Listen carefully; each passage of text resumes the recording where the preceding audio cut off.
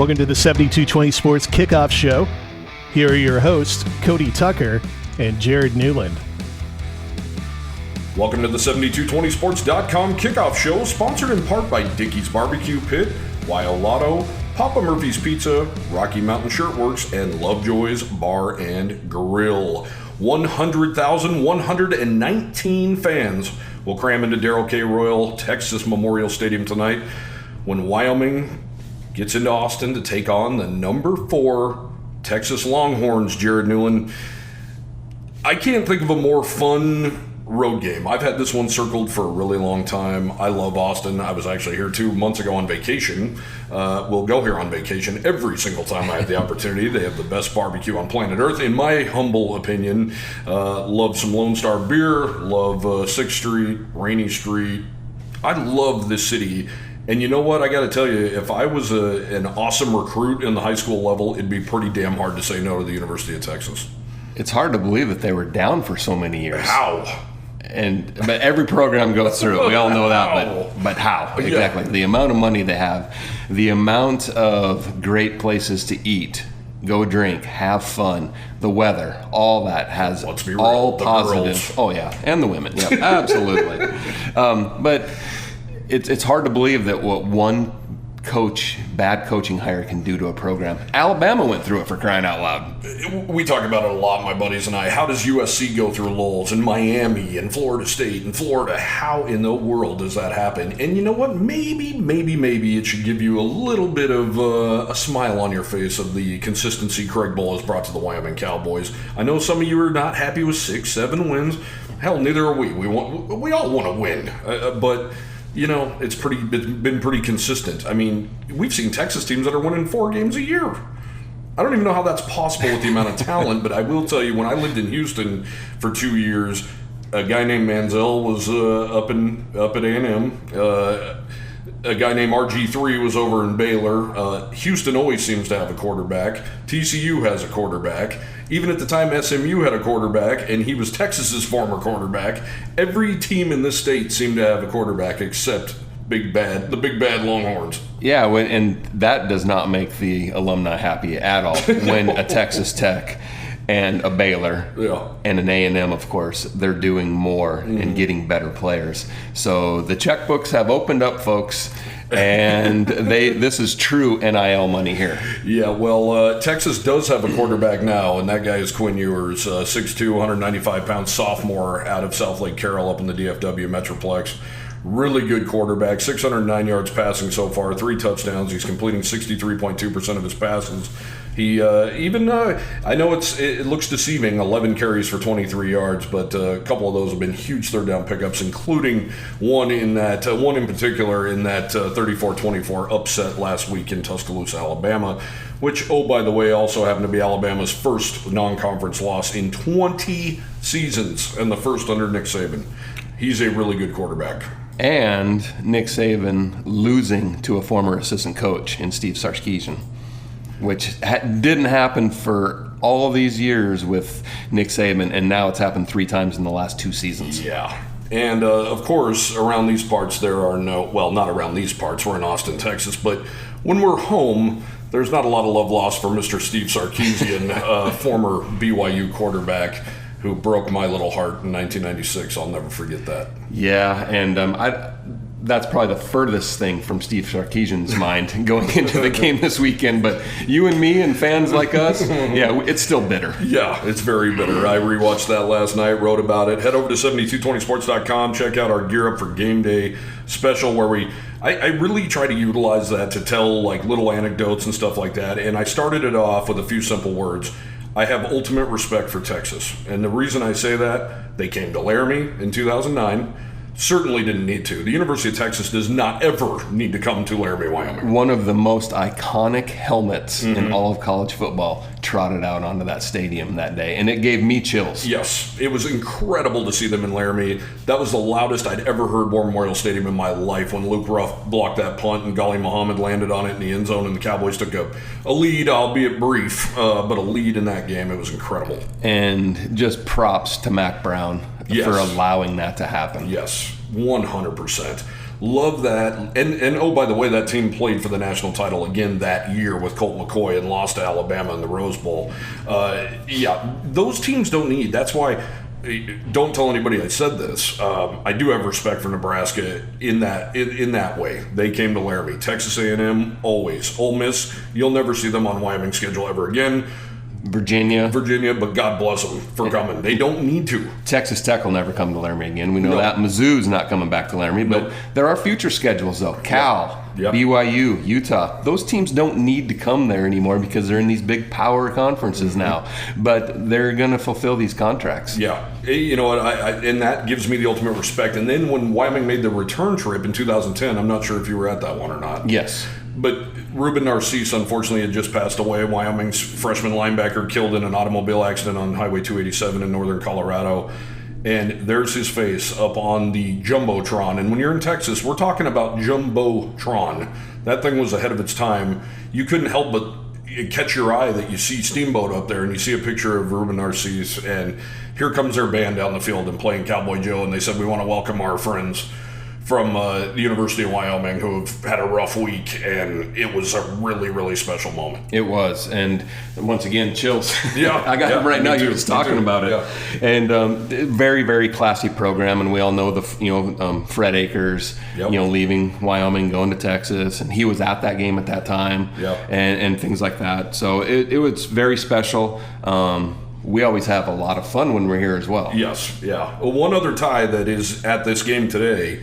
Joe DeCamillis, former Wyoming All-American wrestler, he is on the Texas staff. He was just inducted with his teammates just 3 weeks ago in the Wyoming Hall of Fame, and he wasn't able to be there because he was preparing to start the season with the University of Texas. So he, of course, is married to Dan Reeves' daughter. We all know about the unfortunate incident, I believe, in 2009, where the bubble in Dallas blew down when he was a coach of the Dallas Cowboys, and he broke his neck. 9 days later, he's out there with a neck brace coaching that team. I mean, he is cowboy tough. And he was an interim head coach during part of the season as well. Yep, when Gary Kubiak went down, So he'll be on the other side, another interesting tidbit. And, of course, we're saying hello to our former friend Isaiah Nair. Really good wide receiver during his 2 years with the Cowboys. More than 1,000 yards receiving, 12 touchdowns in the air. Those all came in the 2021 season. He's a really special player. Talked to a few of his teammates this week about what that'll be like to see him. They said there's no bad blood, no love lost. They were actually really sad to see him tear his ACL last year and not get that chance with Texas because they really felt like his stock was on the rise. Yeah, it hurts to talk about that kind of stuff, but his stock was very much on the rise, and he is a really good player, and he's buried on their depth chart right now at wide receiver. And he had a lot of offers that year leaving Wyoming. I mean, a lot of big programs wanted him. He finally chose his home state, came back to Texas, and it was very unfortunate of him, blowing his knee last year. But he's got one catch, 14 yards or something like that going into tonight's game, and we'll see if there's got to be some place for him tonight. Yes. We know that. Yeah. I mean, but I don't think he wants to do any damage to Wyoming, but he definitely wants to win the game and have fun. Yeah. So Wyoming's roster currently has 22 natives of the Lone Star State. Oscar Giles, of course, he's making his return to Austin. He played here, he coached here, he won a national championship here. He really downplayed it this week. Of course, everybody and their mother wanted to do a story about Oscar Giles this week, and really great human being. This is his first chance to come back and coach against Texas. Really excited for the opportunity, but saying all the right things like he normally does. He just wants to see his guys go out and play. And I tell you what, him and Craig Bohl, he is the defensive tackles coach. They're not worried about that unit whatsoever tonight. And that tells you everything you need to know, because Texas they're one of the best teams in the country, and Craig Bohl mentioned it earlier this week. They are a team that should be battling for a national championship this year. Definitely, and that D-line, that's one of the deepest parts of the Wyoming team, and that's one of the most important parts of the game today, too, because they're going to be rotating in and out. It's hot, it's humid, and they're going to need rest, but they're also going to be out on the field for long clips at a time as well. Well, and Texas so far has not been able to really establish their run game. You look at this right now, Jonathan Brooks is their leading rusher, 26 carries, 109 yards. That's an average of 4.2.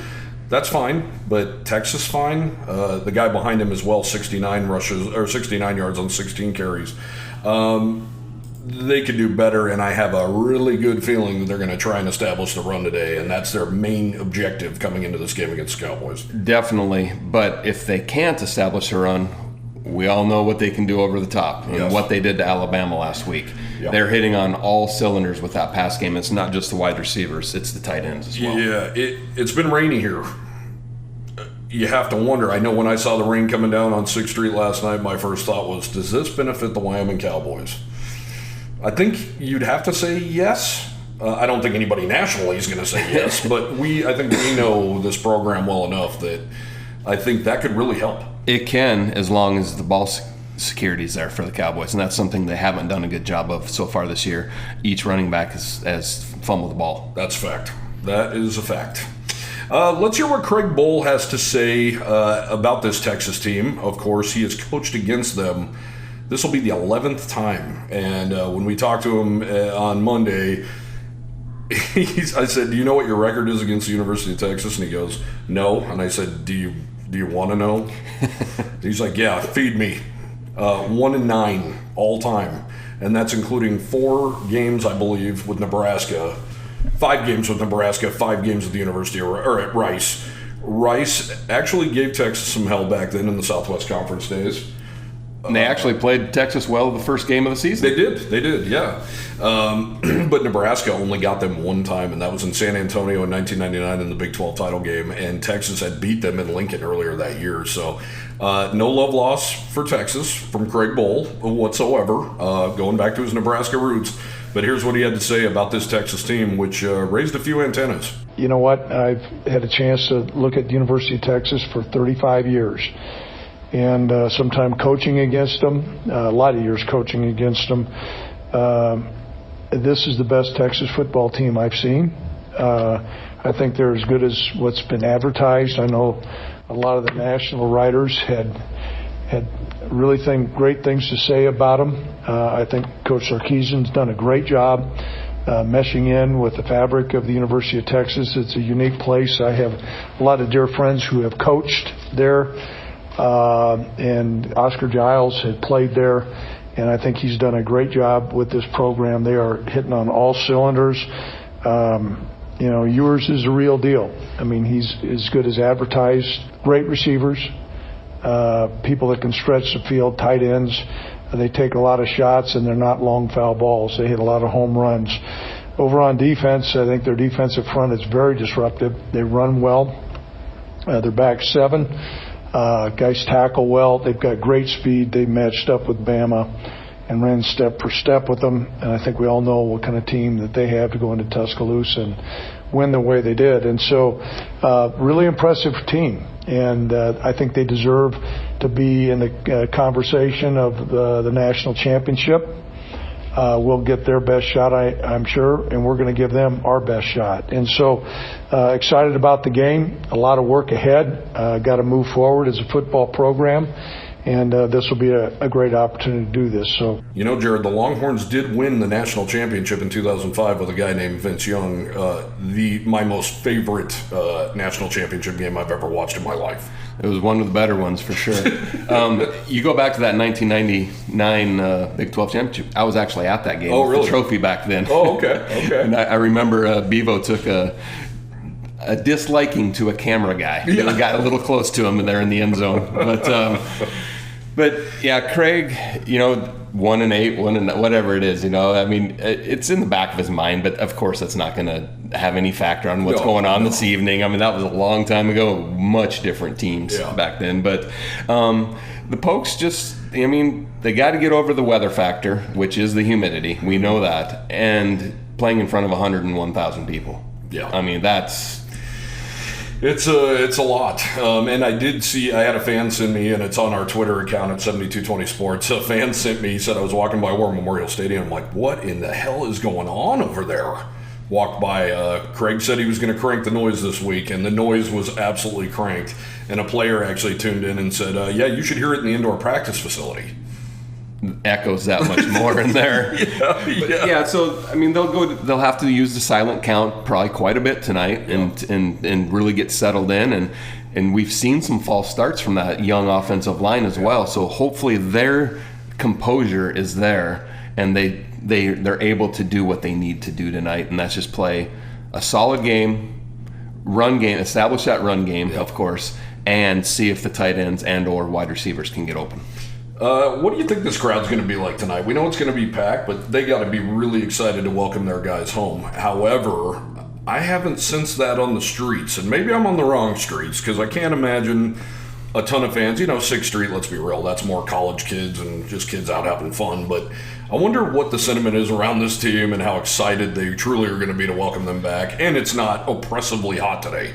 Yeah, I would think, especially being a later night game, because I think the last time the Pokes were here it was an hour earlier, and the heat factor was still there. That was incredible.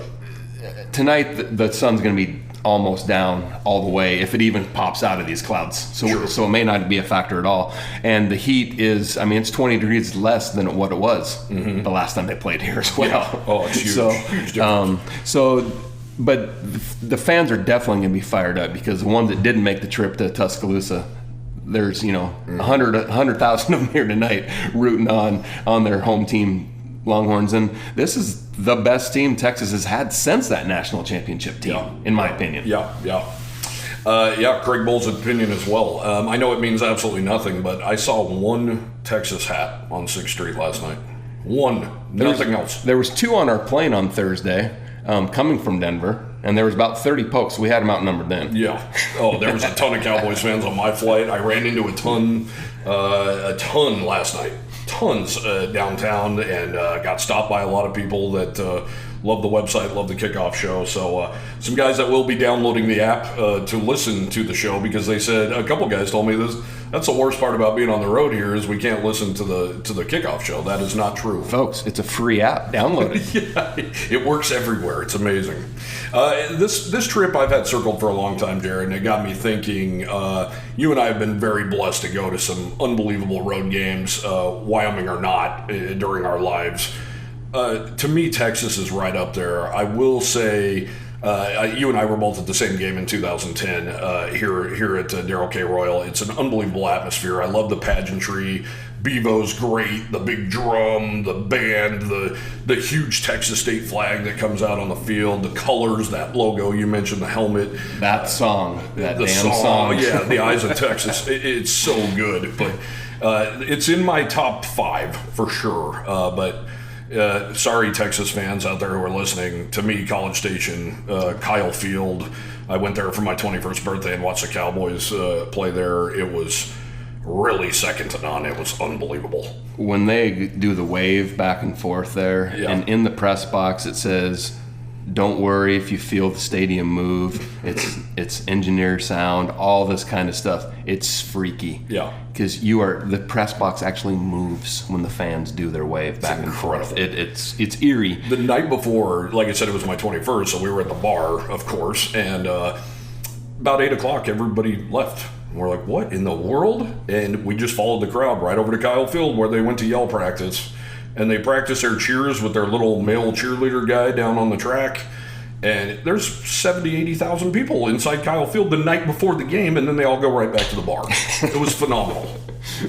And folks, that's 3 times the amount of people that are in War Memorial Stadium on a good day. Yeah. What are some other ones that really come to mind for you?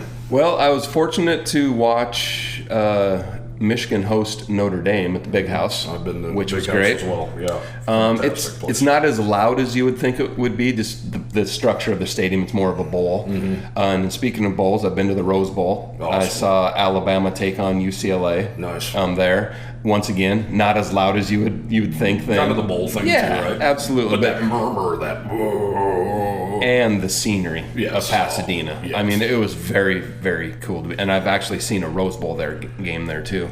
And then, I'll tell you, Ole Miss was great. That was one of the best trips. And that's where you and I actually met for the first time. Yeah, I can't believe I have a job after that, in fact. But, it wasn't packed house that night, but just seeing something different in the South because the student section, they dress up. Dressed to the The nines. guys have ties on, the ladies have dresses on. I mean, it's just really cool. I've been to Florida, been to Florida State, and I've been to Miami. Who's best out of those? Florida State back then, but that was when they were winning national championships. Was Miami in the Orange Bowl then? They were, the old Orange Bowl, and that was kind of a, you know what, it wasn't a great stadium whatsoever, and it's not in a good part of town. Yeah. All that kind of stuff. But I've been to numerous ASU games. When they're rolling, that's a fun stadium. Nice. As well. Well, the Cowboys are playing there. So what, next year? Yes. Yeah. next year in Open Tempe. up in Tempe. Yeah, can't wait for that, and it gets you looking at those schedules. I've had this circled forever. I believe in 2016 it came out. Yep, and one other game, and I don't want to give them credit because I don't like the state of Washington. I don't like the city of Seattle. But the University of Washington, the scene there is incredible. Yeah. I mean, it is loud as loud can be. They were, when I saw a game there, other than the Wyoming game, they hosted Miami, and they were big underdogs. They boat raced Miami. I remember that in the 30s, 1990, 99 season. It was crazy. Maybe it was a 2000 season, but it was crazy. And we have to give Nebraska some love. Yeah. Hate to do it, but that is a great scene. Seats are so tight, but other than that, I mean, yeah, those people live for that. And Tennessee. Tennessee. I haven't been to Tennessee. It makes it better because the last time I was at Tennessee, Wyoming won the game. That's what made Ole Miss a lot of fun, from what I recall. I'm pretty sure Wyoming won that game. I don't really remember. Yes. I think it was Thunder and Lightning. Yes. In the Thunder and Lightning that night. It sure was. Virginia was kind of cool. I believe it was Scott Van Pelt who called them Zima drinkers, and he very much nailed that. They also dress up, and they have the white columns and all that stuff. It was oppressively hot that day. It was miserable that day. But, it was fun. It was fun to see a game over on the East Coast like that. The Carrier Dome in Syracuse was pretty cool. Was it really? Yeah, it was. It was cool. Wow. I can't even watch that on TV. I wish there would have been more people there that evening, but it was cool. Yeah. It was really neat because you don't get to watch games in domes at the college level. No. A lot. Thank God. Yeah. One of the cool ones, I covered Michigan State at Ohio State. The Horseshoe was cool. Unfortunately, it was one of those noon kickoff, Big 10 kickoffs, so that kind of sucked. But great venues around here. I put Texas right up at the top with it. And before we go the other, we're going to take a quick break here, Jared. But, speaking of all these venues and these games, I asked Craig Bowl this week, is it very much on purpose that Wyoming is playing a Texas? Because like we mentioned, there's 22 guys on this team that are from this state. And he said, you got to fit some criteria here. We have bills to pay. Reportedly, Texas will pay Wyoming $1.85 million for this game because they're not making a return trip to Laramie. That checks a box. The Texas guys on this roster very much checks a box. It's in the recruiting footprint. Craig Bowl even joked about, we were supposed to play at Clemson a couple years ago. That made 0 sense. But then we went to UConn. That made even less sense. And there's another game scheduled with UConn, a home and home now. Yeah. Which I don't like that at all. Throw some basketball into that. But you go to the recruiting footprint, like I said, there's 2 games at North Texas, with return visits, of course, scheduled, at UTEP, at Texas Tech. So, yeah, you definitely have to stay in this area of the country where it's a recruiting hotbed. Yeah, absolutely. I'm Cody Tucker, joined by Jared Newland here live in Austin, Texas. On the other side of the break, we'll break down this game. We'll talk about the Portland State game last week. We'll see you on the other side. We welcome you back to the 7220sports.com kickoff show, presented in part by Papa Murphy's Pizza, where you can get 50% off your online order by entering promo code 7220sports, 7220sports on game days. Only available in Laramie and Cheyenne. Typically, once the game starts, outside the noise, the games are the game, whether there's 100,000 or 15,000. The noise does come into play, and so we're going to work hard on crowd noise this week. That's going to be important. We have a RD and a medical staff where we can work on changing our diet during the course of this week to make sure that we stay hydrated. That does come into play. Cramping comes into play, and they've done a good job with that. And then one of the roles I have as a head football coach is, once the game starts, it's man against man. Go out and play. I do think that there's benefits of playing against a really good opponent. I know I listened to Coach Saban's press conference. He talked about being tested. They were tested. We will get tested, and that gives you another barometer where we're at as a football team. Greg Bohl knows full well what to expect here at Darrell K. Royal Stadium tonight, where the Cowboys and number 4 Longhorns will kick off at 6 p.m. Mountain Time. That game will be televised, of course, exclusively on the Longhorn Network. Put out a story earlier this week. It gave you literally every option under the sun to go find the Longhorn Network. And thank you, Charter Spectrum, for negotiating with Disney so that channel is back live on the Spectrum and Charter affiliations. No doubt. Really excited for this game, Jared. Nobody's giving the Cowboys a chance in this one, and that's fine. Like we said, we talked about on the other side of the break, it's not really a make or break kind of game for the Cowboys. Would it be a great win? Yeah, it'd be an unbelievable win, I would argue, and I wrote about it earlier. It'd be the biggest win in the University of Wyoming's history. It'd be huge, it'd be fun, it'd be great. It would be mentioned probably with the Appalachian State going into Michigan game. That could be the new age, remember Wyoming, Texas? That could be a thing forever. But, we got to be realistic here too. This Cowboys team, as you see in your magazine you've mentioned before, Texas is loaded. Oh, man. We talked about the unit rankings going into that Texas Tech game, and, they were kind of all over the board according to Athlon's magazine. Quarterback was 6, DBs were 11, O-line was 11. We're like, seriously? O-line 11 out of 14 teams in the Big 12? That just didn't make sense. But you made a statement saying that just shows that they're a really good overall unit, overall team. Well, Texas, it's ones across the board. Every single unit is ranked first according to Athlon magazine. Yes, they are. Man, this beer tastes good. What? Might need a few of these. It does. I actually need it. We're filming on a Friday, by the way. I'm not drinking. Yeah. I'm not drinking beer before the game. We're filming this? Or just recording it? Oh, God.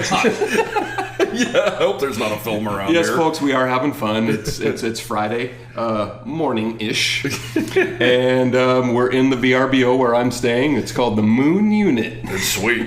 6-bedroom, 4-bath. And we're not. You might be able to hear the party going on downstairs too that we're missing, but that's all right. We got business at hand. Let's get the Wyoming-Portland State game out of the way. Jared, just overall thoughts on that game.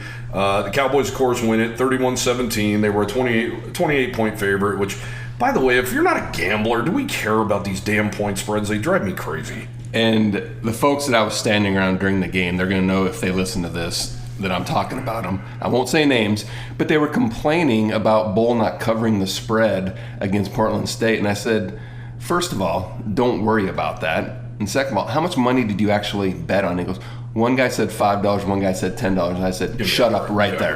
It's $5 and $10. If it was $1,000, then I'd be a little upset if I were you. It was $5, you guys. Who cares? And it's the only stat of the day that matters is the W. Yes. And not the L.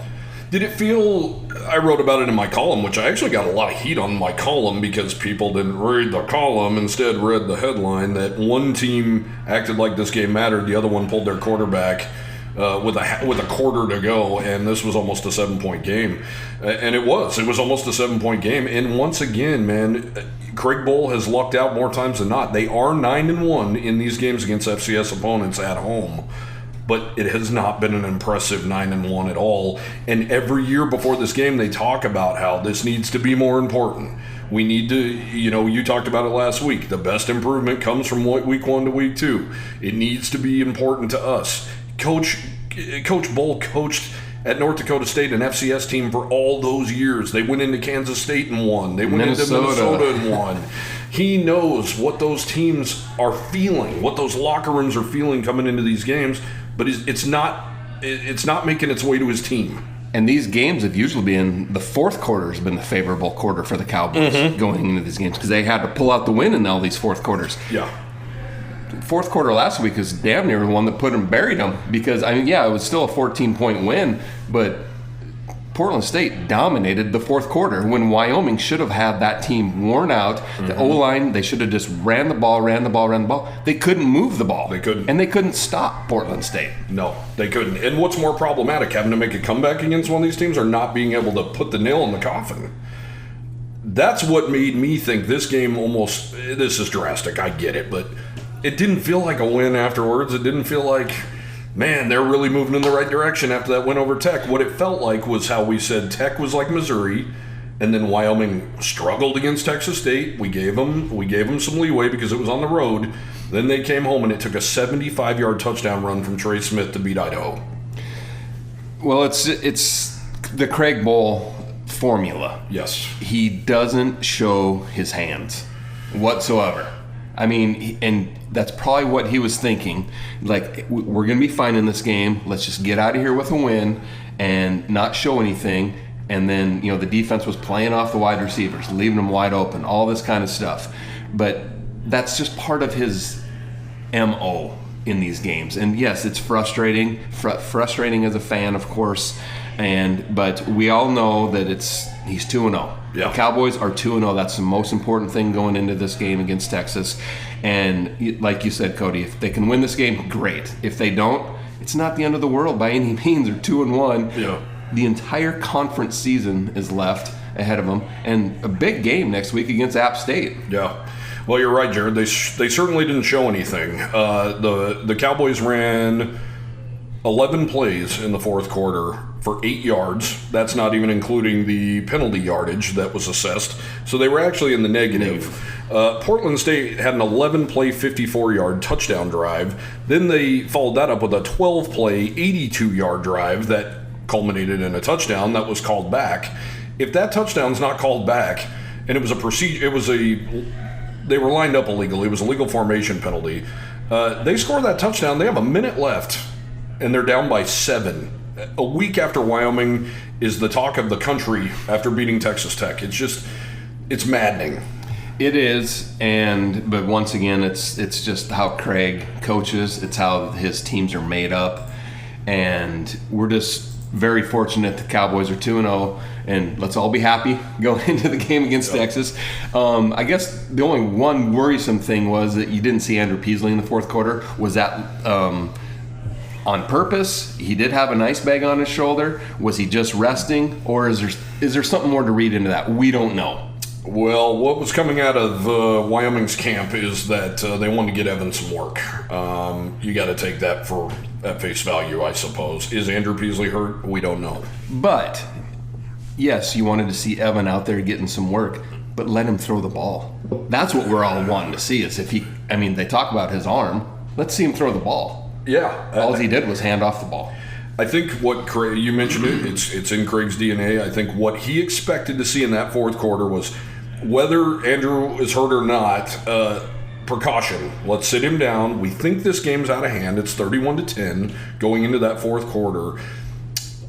Instead of saying I want to see Evan throw the ball and see what he can do, instead I think he said, what's going to be better for this team in the long run? I want to see this young, unproven offensive line punch them in the mouth, wear them out, and go score it in this game. They did not do that. And that's the most disappointing part about last Saturday. Yes. Is the offensive line didn't get it done when we thought that they really would get it done. Yep. Absolutely. Portland State knew they were going to run the ball there. But like we talked about earlier, Alabama knew Texas was going to run the ball too. And Texas imposed their will. They got them to jump off sides on a fourth down in their own home building. But they held onto the ball, and they ran out the clock on Alabama. Yeah, and go back to the Portland State-Wyoming game, the defense played really well. Yeah. They contained Sashery, which was one of the parts of the... We didn't know that they were going to be able to do that, because Sashery actually got loose against Oregon, even though they got blown out. He actually ran the ball a lot and did really well. And that's one thing they had to do, was contain him, and they did that job. 17 carries for 5 yards. But they let him pass the ball. Yes, they did. Yeah, 22 of 38, 214 yards, a touchdown. He did throw a pick to Wyatt Eckler. Andrew Peasley, Craig Bowl did say, had his best outing in a Cowboy uniform. 11 of 16, 201 yards. 3 touchdowns, which tied a career high. He did throw a pick. That was absolutely not his fault. The thing I'm really excited about tonight in Texas, deep in the heart of Texas here in Austin, Harrison Whaley is going to be in a Wyoming uniform for the first time. This is his chance. I really feel like at Portland, in these first 2 games, I think Craig was trying to figure out, without DeWyan McNeely and without Harrison Whaley, who was going to step up and be that number 1 running back. I think we're all under agreement that Sam Scott's probably had that best showing. The yards certainly show that. He fumbled. DQ James fumbled. Jamari Farrell fumbled. Now Harrison Whaley's coming in. He has 2,000 yards already under his belt from his time at Northern Illinois. Really excited for him. I think that the Cowboys are really looking to solidify who that number 1 guy is. And honestly, on paper, from the looks of it, it really could be Harrison Whaley, and we could see that tonight. And if we can start running back, hopefully it's Whaley, get 20 carries. Yes. And establish that run game. That's going to be key, and it'd be a good outcome for the Cowboys compared to what the odds makers are saying that could happen as a 30-point underdog. Yeah.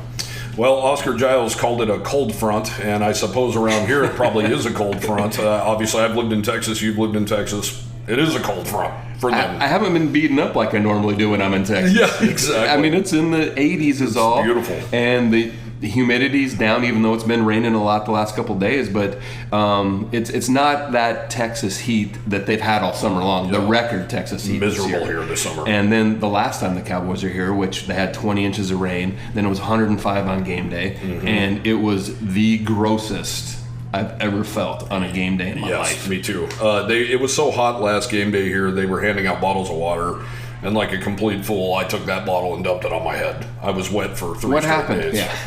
It was miserable. I remember, and that was when I was working, I was walking around outside at the tailgate and then walked in the stadium. I was dripping wet, and the radio booth is open air, and I never dried off until the fourth quarter. Yeah, we are getting the best of the best here. And we think, it could rain. It very well could rain. It's, I believe, a 60% chance tomorrow night. But will that benefit Wyoming? Do we want to see Wyoming with 40 rushing attempts in this game?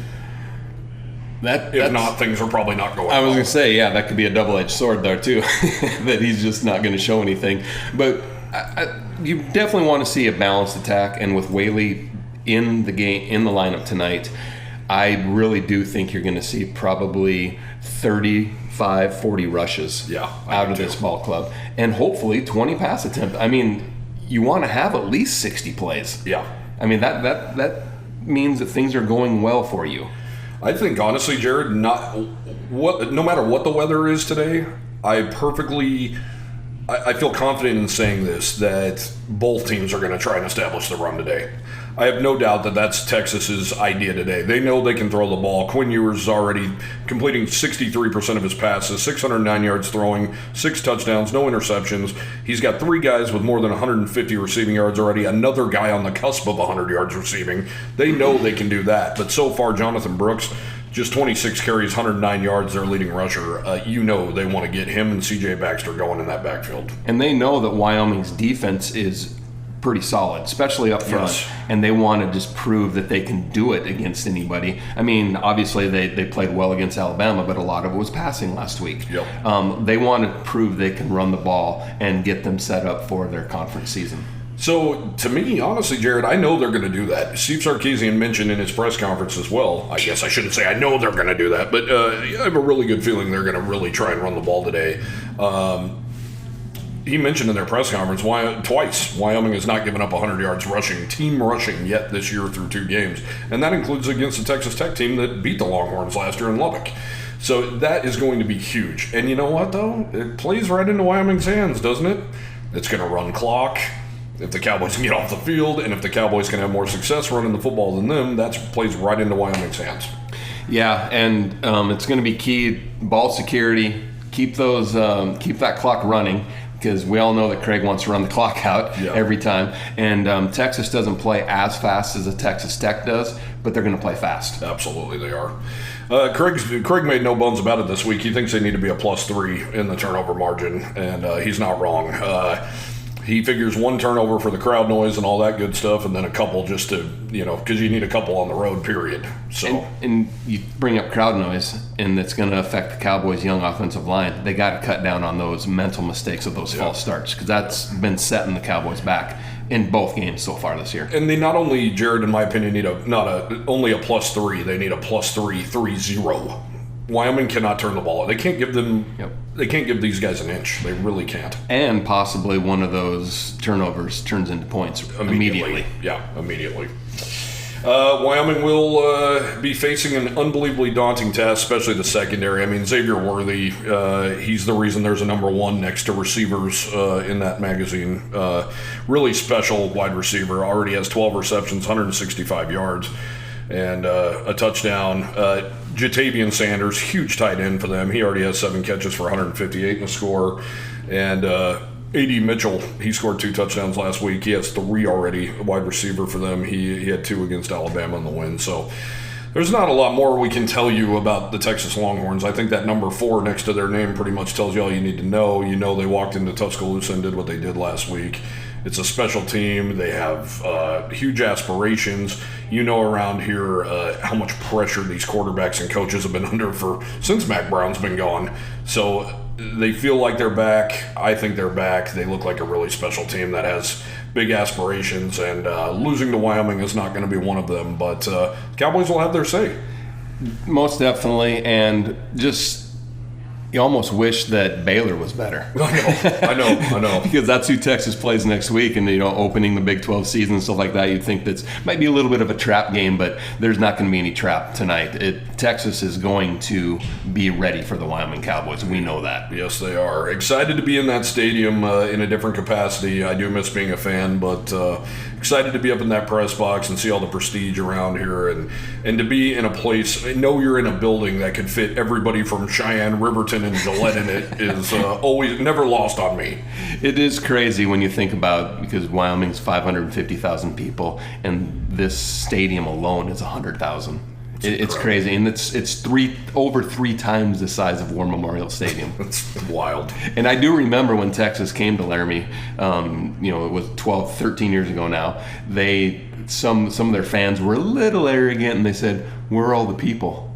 It was like, come on, folks. You knew what you were walking into here. There was 30,000 there. And the suites were under construction at the time. Yeah. So the suites weren't even there. There was beams. That's true. And they did bring in the extra seating in the end zone and stuff like that. But still, don't be that arrogant. We already know you are. Well, God bless Texas for coming to Wyoming. We talked about it earlier. Really just have a lot of respect for these teams that have the guts to come out and do that. And, you'll never hear me giving credit to Utah, but how about Utah coming to Laramie still, even though the COVID canceled their trip in the first place? They stuck with it. So, well, they've BYU coming next. They're not afraid of anybody either. No, they're not. And it's so nice to see. It really is.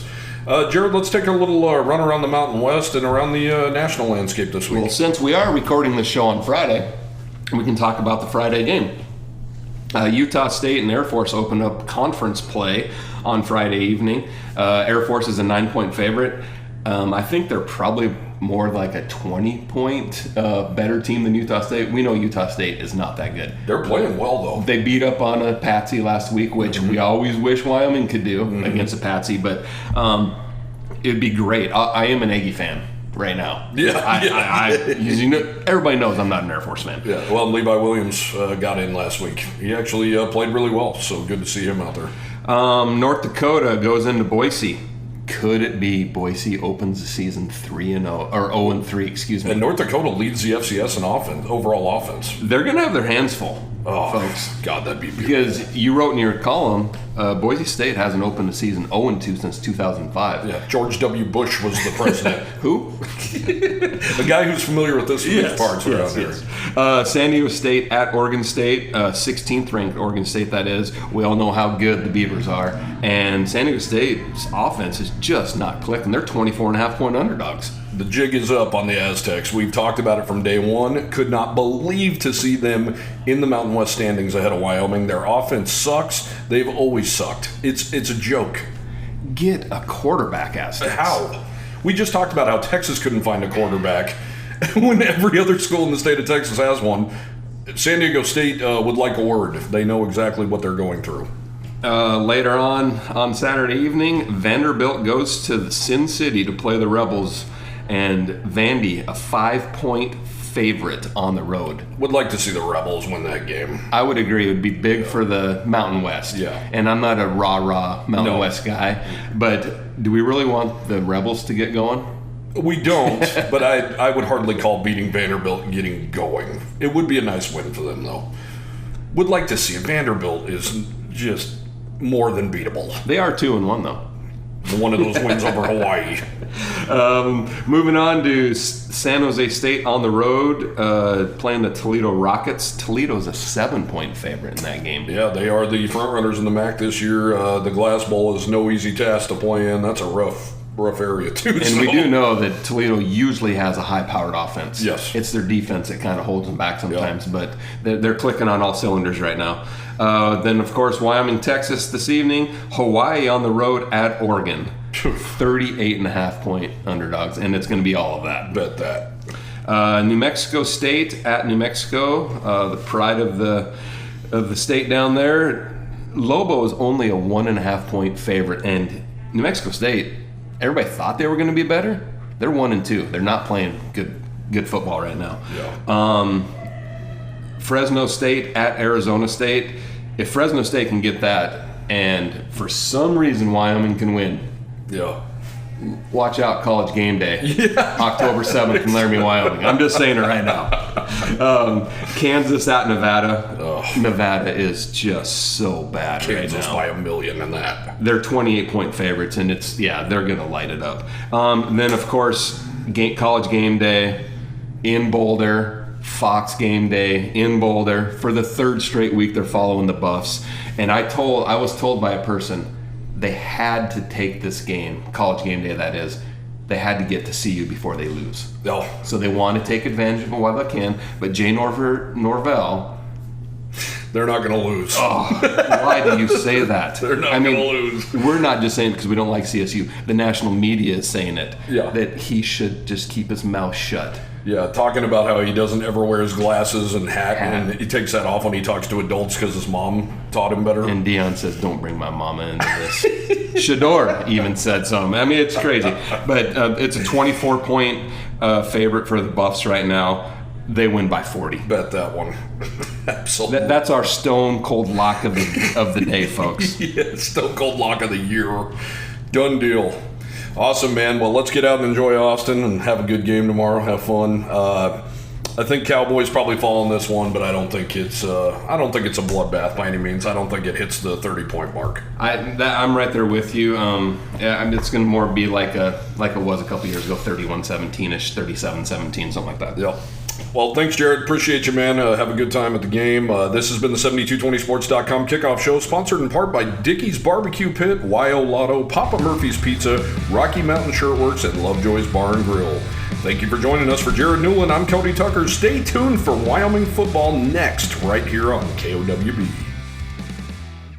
Save big money on exterior wall lights now at Menards. Find your style with Patriot Lighting. Exterior lights enhance the look of your home. Choose from over 50 options from Patriot Lighting. Now through May 19th, get $10 instant savings on a single qualifying purchase of $100 or more on in-stock outdoor wall lights. Check out our entire selection of outdoor lights and see the rest of our deals happening now on Menards.com.